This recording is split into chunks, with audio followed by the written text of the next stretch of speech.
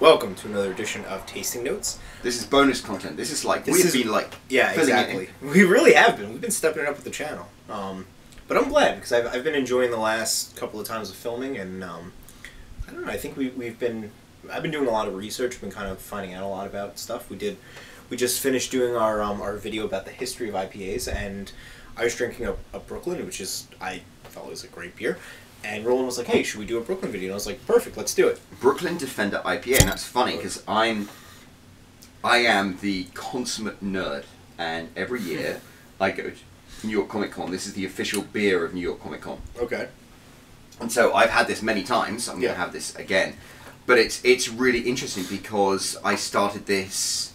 The first time I went to Comic Con was back when I was like fresh-faced, bright-eyed, bushy-tailed, and was like, "Oh, I love IPAs." Right. And then after a while, I was like, "IPAs are kind of like hoppy and heavy," and then So it's interesting, but I mean, this is. I was gonna say, I feel like of all there's many different styles of beer, but I feel like a lot of the big push right now is IPAs and stouts, and that's kind of what we've focused a lot on those in our videos. And you can't really help it. It's like it's either... That's just what it is, yeah. Yeah, it's like craft beer is either like, let's have a stout that's aged in some shit, or let's have an IPA that's like fucking hot. Right. I wonder what the next push is going to be. I'm hoping it's going to be the triples and the really malty Oh, that'd be interesting, yeah. But I mean, it's looking at this, you look it up. Right away, you see, compared to a lot of the IPAs, this is a much lighter amber color. Yeah, and I much prefer this. I know that normally we do the videos where we'll kind of smell and then sip, but I was drinking from the last video. We just kind of jumped into this one. I mean, to me, it strikes me when you smell it, it's got a sweetness to it as well. Which is,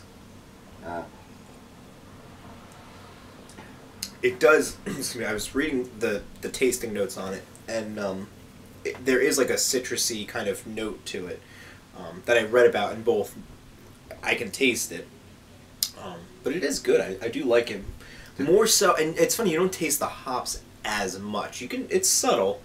I feel like it's just enough. This is pretty of the 24 or so IPAs we've done. I think this is probably top.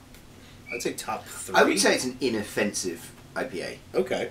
And I mean, I don't mean any disrespect. I like Brooklyn as a I think Brooklyn. We've done a couple of Brooklyn beers, right?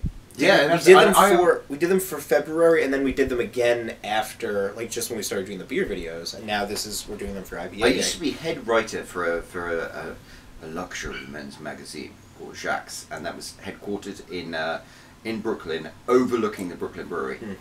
And I remember that a lot. So I've always had a fondness for the Brooklyn Brewery. And like Brooklyn Lager is pretty damn good. Brooklyn Lager is pretty good, yeah. I don't think I've ever had a beer from Brooklyn that's disappointing. I remember their summer ale was really good. Do you remember when that Brooklyn summer ale is really good. It's funny because I remember when they took that off the tap at our favourite place. Right. I was disappointed. I was too, because they replaced it with a beer that I wasn't as big of a fan of. And you look at the way that clings to the glass as well. So yeah, you always get a good product from Brooklyn. I would agree. And it's funny, I have to say, now I wonder if it's like Kinder Eggs, where they get smaller every year. Does Brooklyn change the recipe every year when they come out with their Defender IPAs? I almost feel, and I could be completely talking out of my arse, that this is less hopped than it was last year and the year before. I wonder...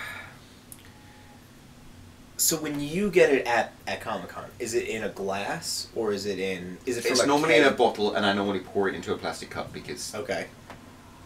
I was going to say, I wonder how the serving vessel affects the taste. Yeah. I mean, I remember like we had the whole discussion about beer versus bottle versus can, and then we put out when we put out the content, somebody was like, well, from a keg, a tap is really just a giant can, and you mentioned how you like a keg, which is true, but then they're like, you could also have dirty taps, and that affects it, and I remember we had, what was the beer that we had that we were like, this is gross. As Lord Hobo. Lord Hobo. No. We had one from a tap at a bar. Sam Adams, was it Cold Snap, Winter Snap? Yeah. Whatever their seasonal was this past winter, we had it once. It was terrible. And, like, to a point where we were like, we're not trying this again. But I wonder if that was, like, a dirty tap thing or, you know. So basically what I'm getting at is, does the vessel, in terms of, like, aging, you know, like, does the glass affect it in terms of aging? Would it have been different in a can versus out of a keg? Would it have been different? I'm sure 100% it would have been different if we actually went to Brooklyn Brewery and had it. And it's funny because when we went down to Flying Fish, I was going to say, when we went to Flying Fish, it was amazing. Yeah, you can definitely taste the difference between beer at their brewery versus beer just, you know. And I will say, I like my crappy European lagers, but I have to admit, I hate to like concede your point, but like Stella Artois, I like to drink. Yeah, it tastes better out of a bottle than a can. I mean, I know because I have bought 12 packs of cans and 12 packs of bottles, and it tastes better out of a bottle. It really does. Which is I mean, right. I think it's, I don't know. I mean, I think with me, it's kind of, obviously it's a mental thing. Like, because I was able to discern the difference between the tastes, and then blind taste test I liked from a can better. But I don't know. I think the serving vessel does have something to do with it. I think that. It's funny. Stella Artois specifically, they have a special tap. I don't know if it's in America, but in France they have a special glass called the chalice, and they have a special tap. You put it down, you push it, and it squirts hot water in to like cleanse it. Yeah. And then you put they tried to make it like Guinness with the whole pouring process. Yeah. But it does kind of like work. And I think my father-in-law loves Coca-Cola. Yeah. But he loves the little bottles. It's like the tiny little bottles. Are the like ones the actual, are they like actually made out of glass? Yeah, the little glass bottles. The ones it's so interesting. It is very interesting. Yeah, I mean, that might be a nostalgia thing to him, where like psychologically he's remembering like an older recipe, because they've changed the recipe for Coke. They changed it and then changed it back. But I'm sure it's not the same. It's like McDonald's French fries. I think they changed it back, and then recently they've been using fructose corn syrup or something instead of sugar, and it's kind of.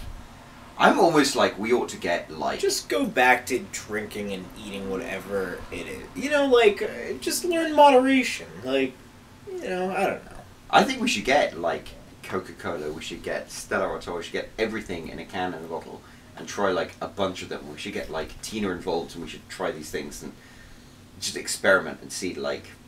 Do blind taste tests. Blind taste tests for like a bunch of stuff. Okay. Okay. There we go. This is the only reason I'm disagreeing with this is that it's a. I think with me it was like a case study because I was always talking about my personal preference, but I think when you go to like only 2 people, I mean you need like 30 people to have anything statistically significant. So we would just be doing case studies, basically. You see, this is the problem when you have a psychologist and a writer. Yeah. It's like, you're like, we need a case study, we need 30 participants or more, and I'm just like, everything is subjective. Right. No, I agree with you, but that's what I'm saying. Like, the case study is subjective. Like, you know, your father... First of all, taste in general is subjective.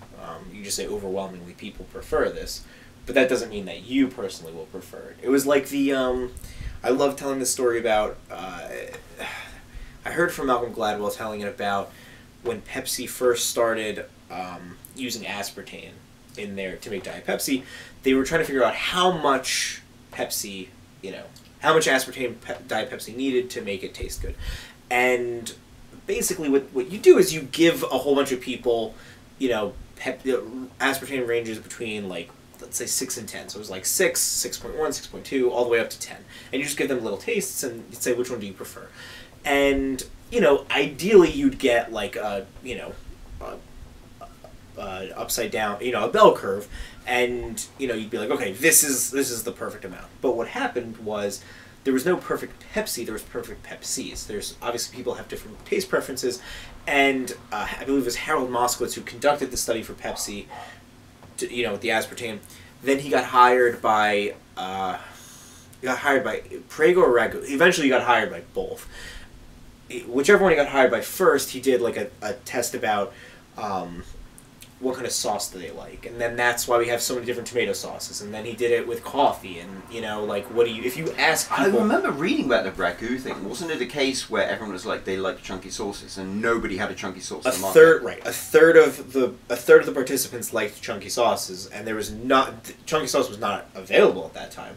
So basically ragu or whoever it was came back to him and they're like, so you're telling us that a third of our participants like this one particular sauce and nobody serves it in their eats. And he's like, yeah, basically. So that's when they came out with all these different sauces, and there's like 7, they're categorized into 7 different things. I don't know the 7 off the top of my head, but basically he continued to do that, and that's why, like, if you just ask people, like if I asked you what kind of coffee do you like? How do you prefer your coffee? You drink it black, so that's drink black coffee, and most people will say they like a dark, hearty roast for their coffee, which in your case is true because you drink black coffee every Actually, day. no, I would totally just get. I like to drink my coffee black. I have reached the stage of maturity where I'm like, actually, I don't like dark, hearty roasts. I like light roasts or medium roasts, because black coffee, a dark, hearty roast is pretty freaking hardcore. Right. So anyway, most people say they like a dark, hearty roast. When in actuality they like a very milky, weak coffee. Yeah. But that's basically you don't find that until you're doing blind taste tests with thousands of participants. Isn't that interesting? Because Steve Jobs, Henry Ford. Yeah. He was like, when he invented the motor car. Yeah. He was. Everyone was like, well, what do people want? And he's like, well, if you ask people what they want, they just want a faster horse. Yeah. And Steve Jobs, I believe, was the same thing. It's like you don't ask people what you want, you give them what they need. Exactly. Yeah. And I will say, I completely agree that people don't know what they want until you see it sometimes, and you're like, yeah, I need that, you know. The pasta sauce is interesting. I went shopping the other day, and I was like, oh, we're kind of broke right now, because normally I buy like pretentious ass pasta sauces from like Vincent's and the Bon Jovi's pasta sauce, and then I was like, okay, I'll buy Prego, whatever, and I tried the Prego, and I was like, this is the best pasta sauce I've ever had in my entire life. This is amazing. Now, did you tell your Italian wife that you? I did actually. Okay. I was like, when she went out, I was like, listen, buy the cheap ass Prego sauce because it's delicious, good, and it was really, really freaking good. Right. I mean, they know their stuff, you know, like. Yeah. We really got away from this one, but. This is some bonus content. Hopefully you enjoyed our videos. Keep hitting subscribe. And look out, we're going to do the new season October 1st. That's a Monday. We did the last season, we started at October 3rd, which was a Tuesday. I think I like doing the beginning of October as our jumping off point. I'm excited for this season. I think that we've really stepped up the storylines, and I think that life has been pretty interesting the last couple of months, and you know I'm excited to like build that into the show. So certainly has. So cheers, my friend. Cheers. Till next time.